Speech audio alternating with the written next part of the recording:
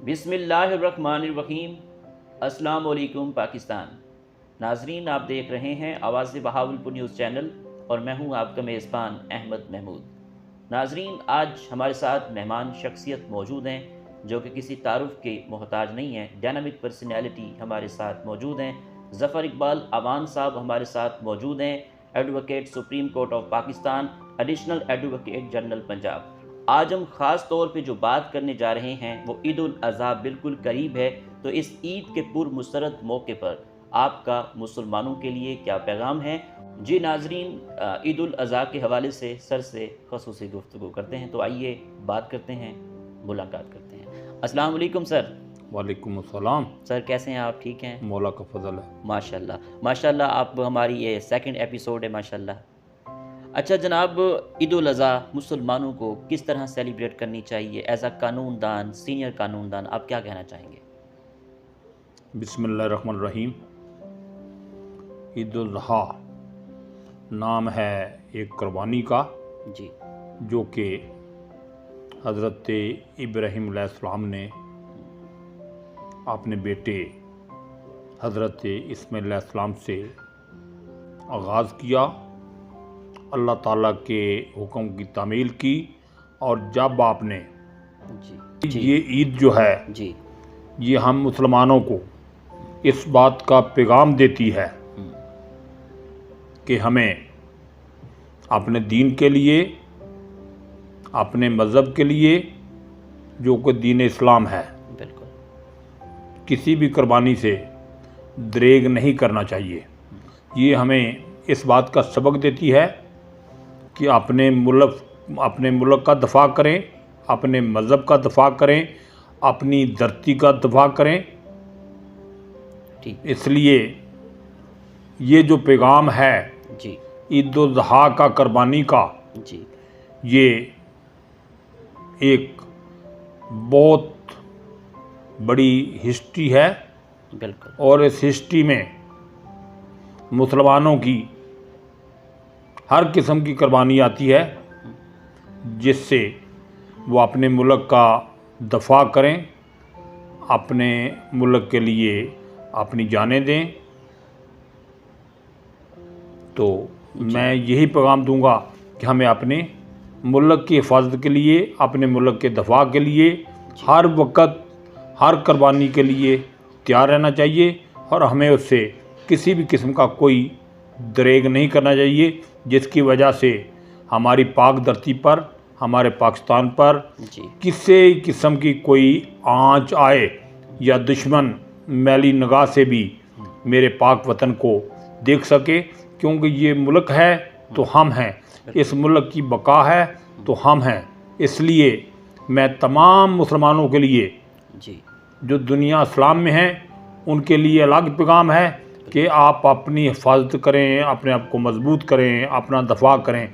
लेकिन पाकिस्तान के मुसलमानों के लिए जी मेरा ये पैगाम है कि आपका मीन्स पाकिस्तान का जो जोग्राफिया है, जी उसमें मासवे एक तरफ के कि जिधर से हमें थोड़ा सा सुकून मिलता है, उसके अलावा पाकिस्तान का पूरा हदूद दरबा जो है वो हमारे दुश्मनों के पास है। हमें हर वक्त उनकी मकारियों का, उनकी चालाकियों का दफ़ा करना चाहिए, और हमें सोचना चाहिए कि हमने इस पाक वतन को किस तरीक़ा से उनसे बचाना है। लेकिन हमसे मुराद पाकिस्तान के रहने वालों ने और पाकिस्तानी अफवाज ने इस पाकिस्तान को बचाया हुआ है, इसका दफ़ा कर रहे हैं। जी ज़फ़र साहब, इस ईद के पुरमसरत मौके पर आपका वकला बरादरी को, आवाम को, एज आ एडिशनल एडवोकेट जनरल पंजाब क्या पैगाम है? मेरा वकला बरादरी के लिए, पाकिस्तानी शहरियों के लिए जी ये पैगाम है कि अफवाज पाकिस्तान, जी वो पाकिस्तान मिलिट्री हो, जी वो पाकिस्तान नेवी हो, वो पाकिस्तान एयरफोर्स हो, बिल्कुल सब कई सालों से हालत जंग में हैं, बिल्कुल और हमारे अफसर और जवान शहीद हो रहे हैं, उनका कोई ज़ाती मफाद नहीं है। वो इस पाकिस्तान के लिए जाने दे रहे हैं, वो इस पाकिस्तान के लिए अपना खून दे रहे हैं। और इस वर्दी में बलूची भी हैं, पठान भी हैं, सिंधी भी हैं, पंजाबी भी हैं। जब कोई भी आर्म फोर्सेस का जवान या अफसर ये वर्दी पहन लेता है जी। तो फिर वो सिर्फ़ और सिर्फ पाकिस्तानी होता है। मैं अपनी कौम को, इस मुल्क के शहरियों को ये पैगाम दूंगा कि ये लैंग्वेज जी। तसब जो है इसको ख़त्म करें। आप पाकिस्तानी बने। जब तक हम पाकिस्तानी नहीं बनेंगे जी। उस वक़्त तक हम अपने आप को मजबूत नहीं कर सकेंगे। उस वक़्त तक हम मुख्तलिफ़ टोलियों में, मुख्तलिफ़ हिस्सों में तकसीम रहेंगे, और तकसीम जो है वो हमारे लिए बेहतर नहीं है। तो हमें चाहिए कि हम शाना बशाना अफवाज पाकिस्तान के साथ रहें। हम हैं, उनका कोई भी काम जो वो बलूचिस्तान की सरहदों पर कर रहे हैं, जनूबी वज़ीरिस्तान में कर रहे हैं, जब उन पर किसी दहशतगर्द का हमला होता है तो हमें उस हमले से ये लेसन सीखना चाहिए कि वो ये कभी नहीं देखते। वो ये देखते हैं कि हम आर्म फोर्सेस के किसी कैंप पर हमला कर रहे हैं। वो ये नहीं सोचते कि हम किसी पंजाबी पर हमला कर रहे हैं, हम किसी बलूची पर कर रहे हैं, किसी पठान पर कर रहे हैं, किसी सिंधी पर कर रहे हैं। वो अफवाज पाकिस्तान समझते हुए हमारे ऊपर हमला कर रहे हैं। तो मैं पाकिस्तानी अवाम को, पाकिस्तानी शहरियों को ये पैगाम दूंगा कि खुदा के लिए इस लैंग्वेज बेस को ख़त्म करें, पाकिस्तानी बने।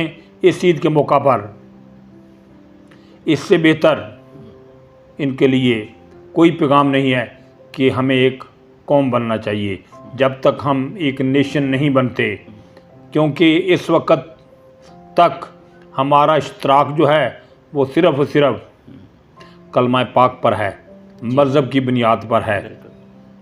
हमने ये कोशिश करनी है कि हम सब एक हों, क्योंकि कोई भी दहशतगर्द जब कोई भी कार्रवाई करता है तो वो ये नहीं सोचता ये पाकिस्तान के किस हिस्से का रहने वाला है, वो ये सोचता है कि ये पाकिस्तानी अफवाज का बंदा है।